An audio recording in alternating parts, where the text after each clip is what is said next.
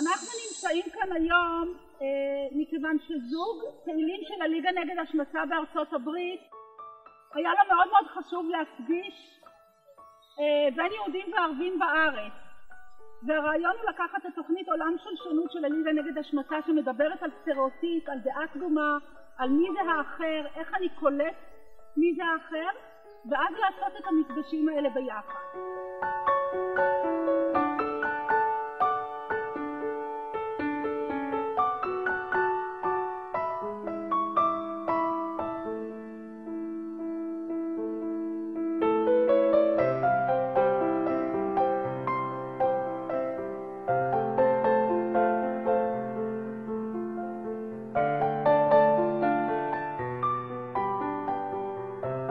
היום באנו ונפגשנו עם תלמידים מכיתה ח' בעירוני ה', והמפגש היה מאוד מעניין.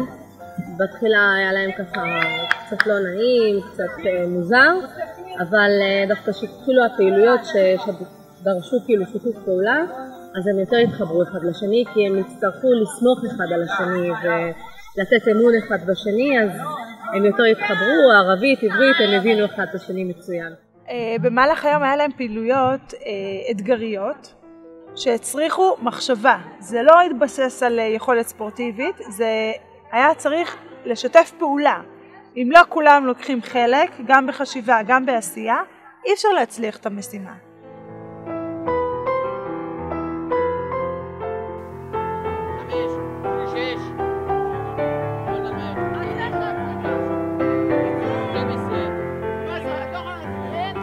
אני הפתעתי מרמת ההתלהבות שהייתה להם לפני.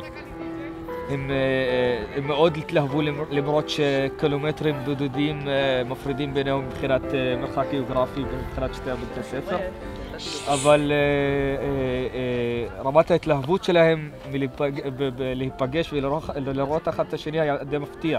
واحد يمسك هيك يعني مش انت تمرق هيك واحد بيمسكك من هون بمرقك والشق الثاني بيمسكك خد بزيود هذا خو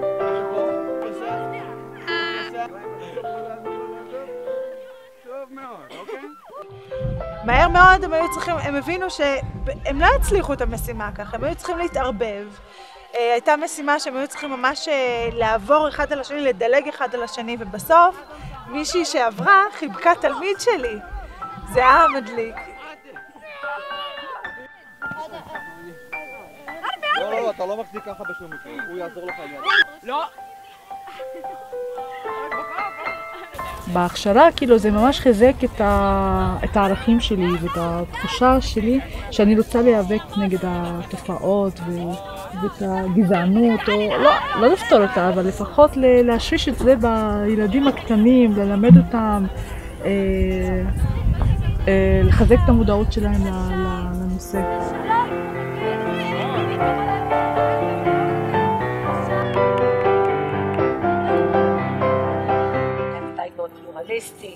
שגלי חובש כיפה ואני חילונית, וזה חיזק לי את הדעה שאני בדרך הנכונה.